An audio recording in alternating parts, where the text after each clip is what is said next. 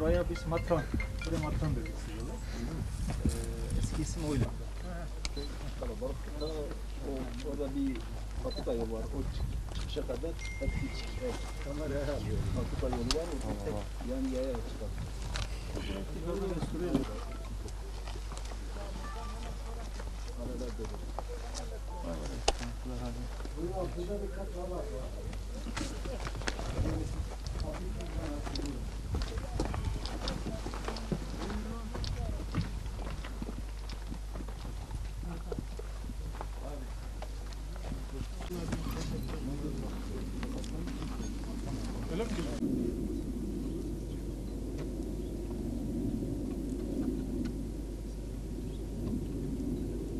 Buraya katkıda bulunan başta Sayın Cumhurbaşkanımıza, Sayın Valimize, il başkanımıza ve tüm kurumlarımıza teşekkür ediyorum.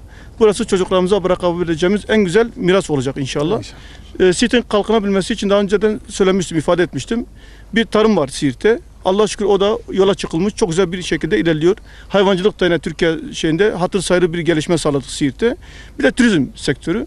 İnşallah bu Milli Park projesiyle turizm sektöründe de hem istihdama yönelik hem de buranın doğal, kültürel ve tarihi şeylerini tüm dünya tanıtmak suretiyle buraya inşallah turizmi çekeceğiz. Tam Vadisi Milli Parkı gerçekten içerisinde bulundurduğu kaynak değerleriyle hem manzara bütünlüğü hem tarihi önemi hem İpek Yolu üzerinde bulunuyor olması hem de turizme vereceği katkı açısından çok önemli bir milli park olarak kayıtlarımıza girdi. İnşallah Sayın Valimizin büyük gayreti, desteği, vekilimizin amansız takibi sonucunda elde ettiğimiz bu milli parkı Siirtli hemşerilerimiz de koruyacak, daha güzele götürmek için ellerinden gelen gayreti gösterecek. Eyvallah. Ben hepinize verdiğiniz desteklerden, gayretlerden ötürü çok teşekkür ediyorum. Sayın Genel Müdürüm, ben de Siirt halkı adına, Siirt adına size teşekkür ediyorum. Siz de en az bizim kadar gayret gösterdiniz, bu işe sahiplendiniz.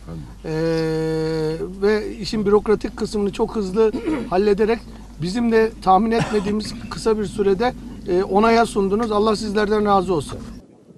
Burası daha iyi.